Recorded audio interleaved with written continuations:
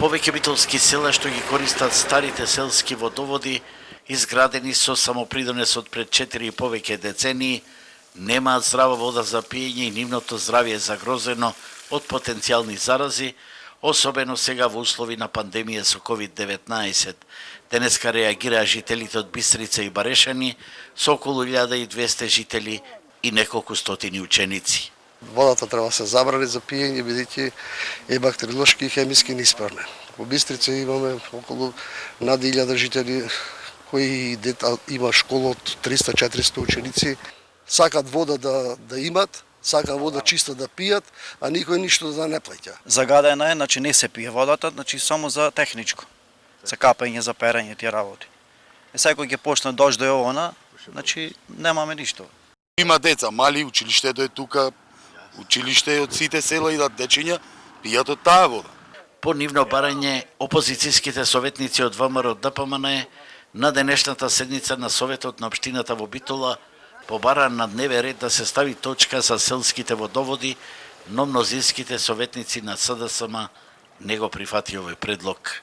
Игнорантскиот однос на актуелната локална власт, предводена од СДСМ и Наташа Петровска, кон руралните средини, веќе во континуитет го гледаме во последниве 3 години откако се локална власт во Битола.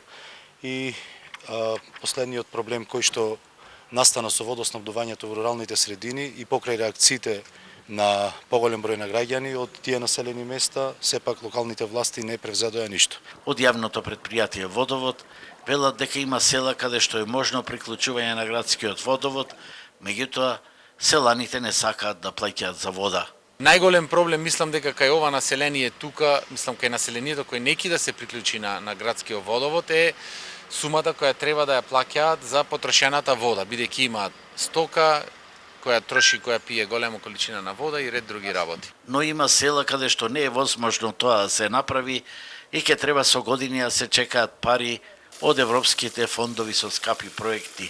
Дотогаш заканите од ешерихија, коли и други заразни бактерии ќе бидат реална опасност, особено во училиштата, каде речиси без исклучок тоалетите се со септички јами.